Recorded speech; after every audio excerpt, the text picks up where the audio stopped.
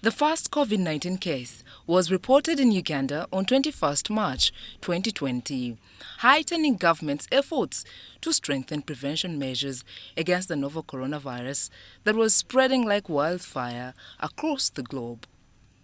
Such measures included identifying the infected persons and tracing for their contacts. However, this only worked well before the virus veered its ugly head into communities, mainly busy urban centers. Now the country is in the fourth phase, where there is wide COVID-19 community transmission, and according to scientists, this is the most dangerous phase of the pandemic. There is now a high demand for infection prevention and control before the situation gets out of hand. Mulago National Referral Hospital COVID-19 Treatment Center is being overwhelmed with referrals from different parts of the country.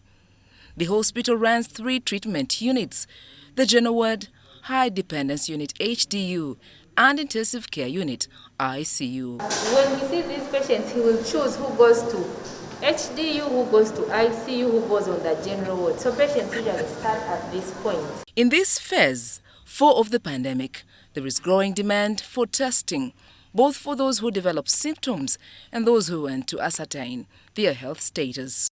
Now, our ICUs are full, our hospitals are full, and if we don't really assist the whole system, we might find ourselves falling prey.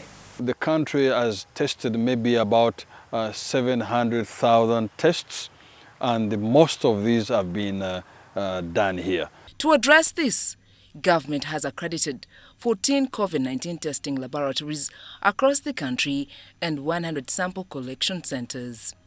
The first one is where people come, they have symptoms, and they are tested from all our centers, collection centers, both from the central here, but also in the districts. And those people who come with symptoms are not supposed to be charged. The cost of testing in government facilities is approximately 180,000 Uganda shillings, a cost still considered high for an ordinary Ugandan. Government is now looking at introducing cheaper testing methods, one of them being the Rapid Diagnostic Test RDT, which costs about $7, an equivalent of 25,000 shillings. Here, person gets results instantly compared to polymerase chain reaction test, PCR, where one waits for results for between 3 to 4 days. The advantages of having the RDTs, you've heard that first of all, it's near to the person.